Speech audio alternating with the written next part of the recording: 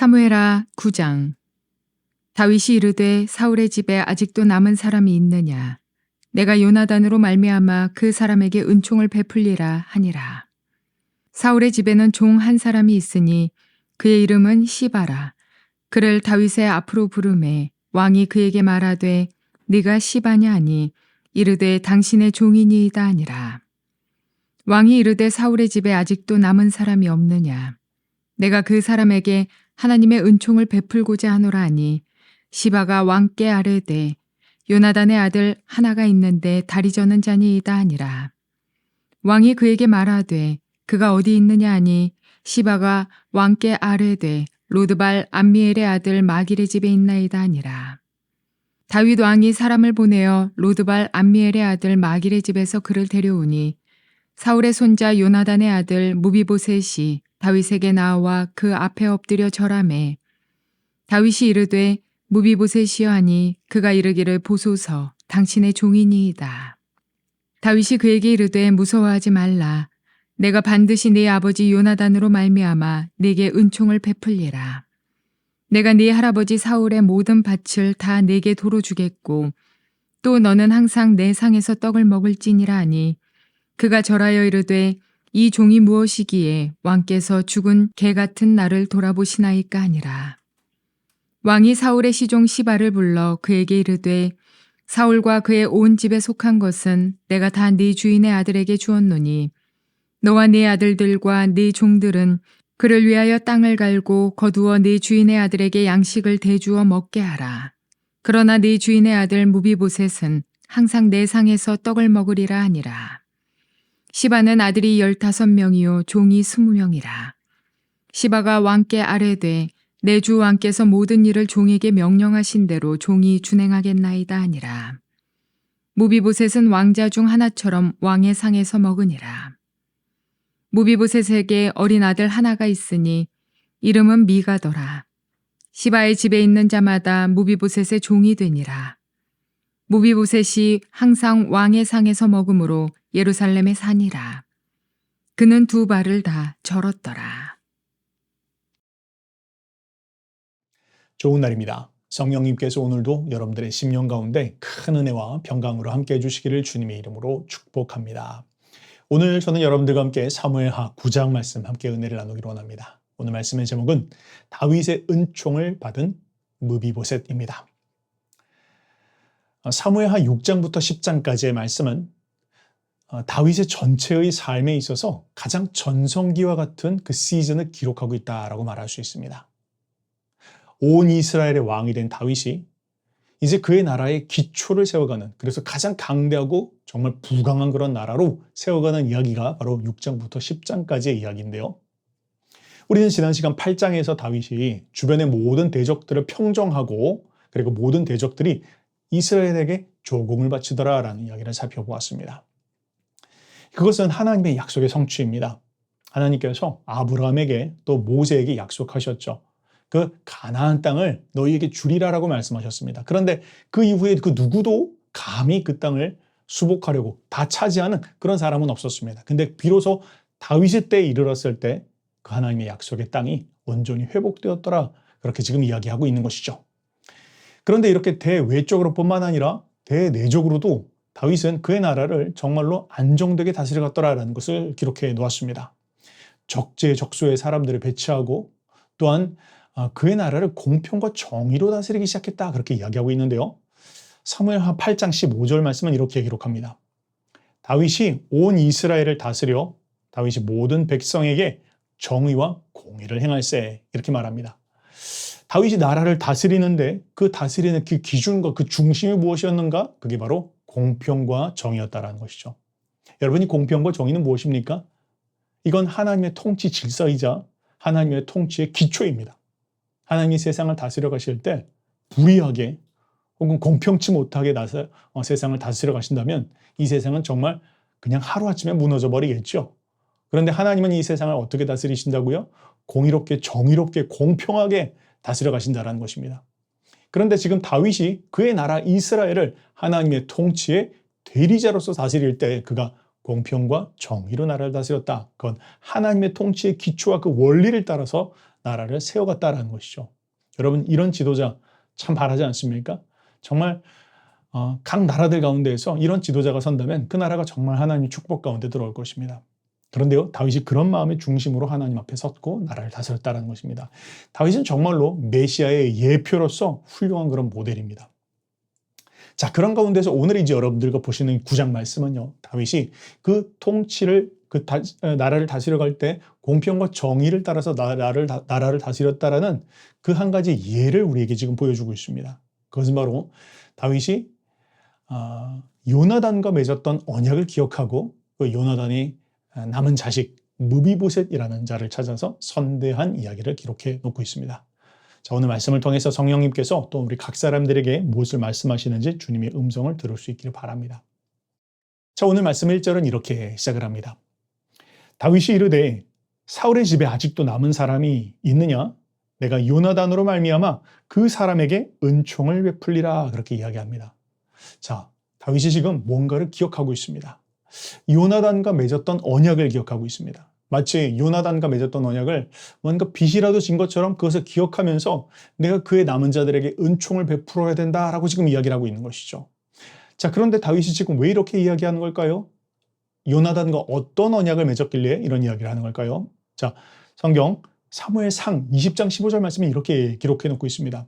다윗과 요나단 사이에 요나단이 살아있을 때 당시에 나왔던 대화인데요. 이런 대화가 있었습니다. 요나단이 다윗에게 이렇게 요청을 하였습니다. 여호와께서 너 다윗의 대적들을 지면에서 다 끊어버리신 때에도 너는 내 인자함을 내 집에서 영원히 끊어버리지 말라. 뭘 말하죠? 여호와께서 네 주변에 있는 모든 대적들을 다 물리치신 후에도 너는 나와 내 집에 후대하기를, 또 인자 베풀기를 끊어버리지 말라. 그렇게 부탁했다는 것이죠. 다윗이 그것에 대해서 정녕 그렇게 할 것이다 라고 약속을 합니다. 그런데 지금 시간이 상당히 흘렀습니다. 근데 지금 다윗이 그것을 기억하고 있는 것입니다. 여러분, 이게 쉬울까요? 쉽지 않겠죠. 여러분, 다윗 참 정말 특별하고 아주 참 정말 우리가 본받을 점이 많은 사람입니다. 여러분, 사울의 집안, 요나단의 집안, 정말 어떻게 말하면 정말 멸망한 가문이죠. 다윗이 그냥 무시하고 넘어간다 할지라도 이것에 대해서 기억하는 사람도 아무도 없고 다윗의 마음 가운데 어쩌면 양심이 조금 스크래치 날지 모르겠습니다. 근데 그거 말고는 기억날 게 아무것도 없죠. 손해볼 것이 없습니다. 사울의 집안이 자기에게 한 것도 그렇고 요나단과 맺은 언약에 대해서 그가 기억하지 않더라도 누구도 뭐라고 할 이야기가 없습니다. 그런데 다윗은 지금 요나단과 맺었던 그 신의를 중심으로 붙잡고 있습니다. 정말로 공평과 정의를 붙잡고 있는 다윗의 모습입니다. 그러면서 이야기합니다. 요나단과 내가 맺었던 약속이 있다. 내가 요나단에게 이야기하기를 모든 대적들을 평정한 후에 내가 그의 집안을 후대할 것을 내가 그와 약조한 것이 있다는 것을 지금 기억했다는 것이죠. 여러분, 8장 말씀에 뭐라고 이야기하고 있습니까? 8장 말씀에 모든 대적들을 다 물리쳤다라 그렇게 이야기하고 있죠. 다윗이 지금 이때를 기다렸다라는 것입니다. 그리고 이 모든 상황이 다 평정되고 안정되어지자 요나단과 맺었던 약속을 내가 이제 지킬 때가 되었노라라고 하면서 그를 향한 신의를 베풀기를 실천하기를 시작했다라는 것입니다. 우리가 이런 중심 배워야 할 것입니다. 우리는 늘 내게 무엇이 도움이 되어질지, 누구를 만나는 것이 좋을지, 누가 나에게 유익을 줄지 이런 관심을 가지고 만약 살아간다면 이건 다윗의 마음이 아니고 메시아의 마음이 아닙니다. 주님은 우리에게 어떤 중심을 가르쳐주고 계십니까? 하나님의 공평과 정의를 중심으로 하고 있고 뿐만 아니라 하나님과 맺은 약속, 또 사람들과 맺었던 약속과 그 신의 그 중심을 붙잡고 살아가라. 무엇이 내게 유익이 되어질지, 뭐가 나한테 도움이 될지 이런 거 따지지 말고 하나님 앞에서 바른 마음의 중심이 무엇인지 그 중심 붙잡고 살아가라 지금 가르치고 계신 것입니다. 자, 그런 가운데서 2절 말씀이 이렇게 이야기합니다. 사울의 집에는 종 한 사람이 있으니 그의 이름은 시바라. 그를 다윗 앞으로 부르매 그렇게 이야기하죠. 자, 한 사람을 찾았습니다. 그런데 사울 가문은 아니고요. 사울 가문에서 일을 돕고 있었던 종입니다. 시바라고 하는 사람인데 이 사람은 사울의 집안의 재산을 관리하던 종이었습니다. 근데 그 역시 상당한 그런 재물을 가지고 있었다 그렇게 이야기하네요. 왕이 아들이 15명이나 되었고 종이 20명이나 되었다라고 하니까 그 사울의 집안의 재산을 그가 관리를 하고 있었던 것 같습니다. 자, 이제 그를 만납니다. 그리고 이야기합니다. 그를 다윗 앞으로 부르매 왕이 그에게 말하되 내가 시바냐 하니 이르되 당신의 종이니이다 하니라. 왕이 이르되 사울의 집에 아직도 남은 사람이 없느냐? 내가 그 사람에게 하나님의 은총을 베풀고자 하노라 그렇게 이야기합니다. 여러분 지금 뭐라고 이야기하고 있습니까? 다윗이 내가 하나님의 은총을 베풀고자 한다라는 것이죠. 여러분 정말 이 다윗의 마음처럼 우리 주변에 있는 사람들을 우리는 보아야 할 것입니다. 내 주변에 하나님의 은총을 베풀 사람이 없는지, 내가 하나님께서 축복해 주시기를 바라는데, 그런데 나를 통해서 누구를 축복해 주시기를 원하는지, 나를 통해서 이 축복을 어떻게 흘려주기를 원하시는지, 그런 찾는 마음, 이 다윗의 마음이 그랬다라는 것이죠. 우리가 만약 그런 중심을 가지고 살아간다면 하나님께서 우리를 정말로 축복하실 겁니다. 그런 가운데서 시바가 이렇게 이야기합니다. 시바가 왕께 아뢰되 요나단의 아들 하나가 있는데 다리 저는 자니이다. 자, 여러분 좀 이상합니다. 시바가 지금 그냥 요나단의 아들이 있습니다. 그의 이름은 무비보셋입니다. 이렇게 이야기하면 되는데 이름을 이야기하지 않습니다. 그냥 이야기하기를 있습니다. 근데 다리 저는 사람입니다. 그렇게 얘기했다는 것입니다. 약간 시바의 말에 조금 이상한 뉘앙스가 있습니다. 자, 왜 그런지는 나중에 뒤에 가서 한번 보도록 합시다.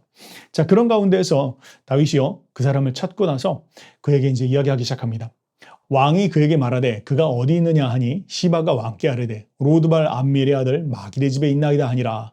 다윗 왕이 사람을 보내어 로드발 암미엘의 아들 마길의 집에서 그를 데리고 오니, 그렇게 이야기합니다. 자, 지금 이 무비보셋 어디에 있습니까? 로드발이라고 하는 지역에 있고 또 암미엘의 아들 마길의 집에 있었다, 이렇게 이야기하고 있습니다.